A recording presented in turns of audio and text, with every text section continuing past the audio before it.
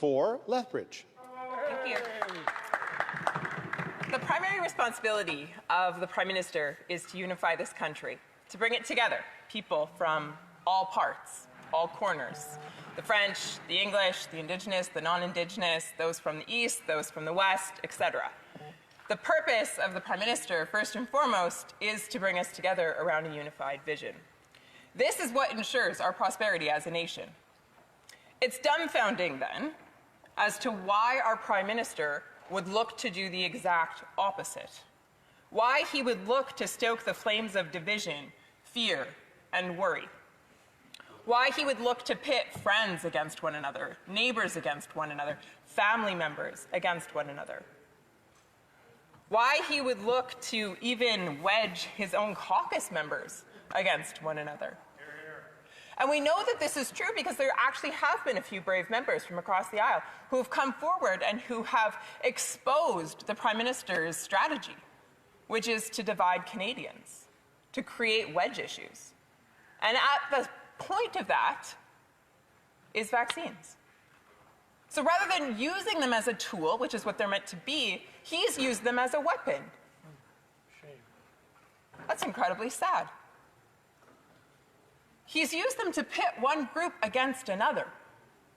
So instead of acting as a Prime Minister, instead of being a statesman, he's been a gamesman. Instead of showing statesmanship, he's simply showing gamesmanship. It's divisive, it's exploitive, it's cold, it's cruel, it's calculated, and it's wrong.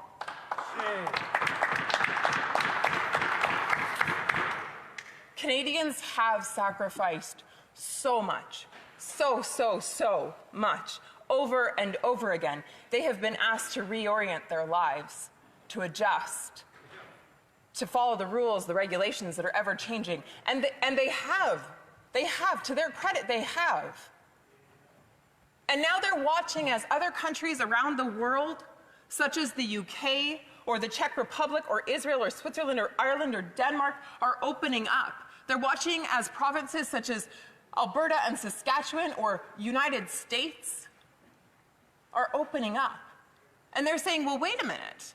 We followed the rules. We did what we were told to do. Why isn't the Prime Minister making good on his promise? Where's the plan? Why isn't Canada able to open up? You don't have to look any further than outside those doors to see the impact that the Prime Minister is having with his abdication of leadership on this issue.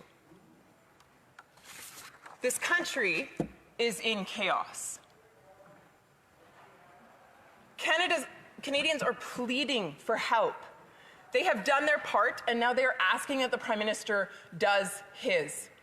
So is it any wonder then that these individuals do not trust the government, that they have big questions about whether or not follow-through will actually take place? I mean, out of one side of his face, the Prime Minister says one thing, and then out of the other side, he says another. Sometimes within the same sentence, he contradicts himself. Canadians have lost trust. And with losing trust, their hope is also waning. But that is not their fault, as the Prime Minister would like to point. No, that is the Prime Minister's responsibility. He is the one who broke their trust. People are desperate, desperate for hope, desperate for leadership, desperate for a future. Their ask isn't out of this world. They're just asking the Prime Minister to do what he promised he would. Canadians, they're absolutely incredible. I love this country, and I love representing the people of it. As Canadians, we persevere because that's who we are. We're incredibly adaptive, we're innovative, we're creative. We find solutions, we solve problems, we're tenacious, we're resilient, we're courageous. But the hope is waning, the confidence is waning. Because of the trauma, the pain, 2 years worth. Isolation, lockdowns, ever-changing goalposts. I have received thousands of emails and phone calls. I'll share a few. James contacted me. He's a university student. And he wrote to me saying this. He said, following the summer, much of learning has been disrupted. From canceled classes, in-person social experiences, and now completely remote learning. This has taken a serious toll on the way I view education. I used to look forward to going and participating in class, and now I dread spending hours of time a day watching pre-recorded videos alone. I plead that you will consider the harmful effects that these mandates can have on all the people of Alberta and Canada. There is a plea being made by the people of this country. Domestic violence is up. Opioid use is through the roof. Cancers being undiagnosed because people can't get in to see their doctor in time. Maria wrote to me, she works with adolescents in mental health. And she wanted to make sure that I understood that she is seeing a drastic increase in young people with mental health issues. And she said, quote, "It is extreme." I had a desperate call from a mother just a little while ago. Her child is suffering from an eating disorder, and for a year and a half, they waited to see an expert. They waited for help while their daughter wasted away. There have been canceled surgeries and treatments, and there has been isolation that has taken a significant toll on our elderly. I talked to one nurse, and she shared with me that the number of euthanasia requests has gone up. And the number one reason that she is noticing is because of isolation, loneliness. No one should be put in a place where they are choosing to end their life because their government is dictating to them that they cannot see anyone, that they cannot be in contact with other human beings. There are countless emails that I have received with regards to loss of livelihood, postal workers, truckers. One person who wrote to me said this. She said, "This crisis has been exasperated," and this individual is a health practitioner. "This crisis has been exasperated by, quote, imposing lockdowns, separating families and support systems, enforcing vaccine passports, segregating people, and making it socially acceptable to regard vaccine-free citizens as selfish, uneducated, irresponsible murderers. These are just a few of the things that I have been called in the workplace. Recent comments by our Prime Minister simply fuel the hatred and the intolerance toward individuals like me."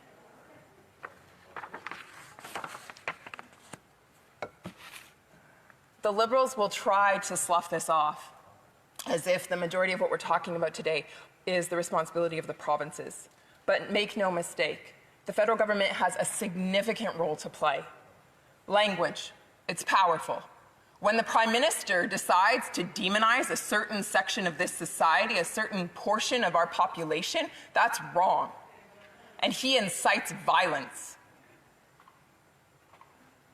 Travel on a plane or a train or public transportation. Public sector employees, many of whom are working from home, and yet they lost their jobs because they didn't choose to be vaccinated. Truckers and other essential service workers, they stay in their truck. Please tell me the science behind that decision. How are they spreading the virus?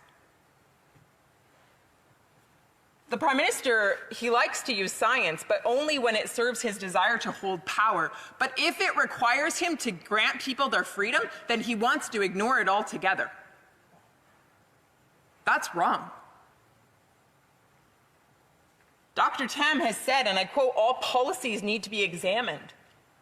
She goes on to say, "We need to recognize this virus will not disappear, and we need to address the ongoing presence of the virus in a more sustainable way," end quote.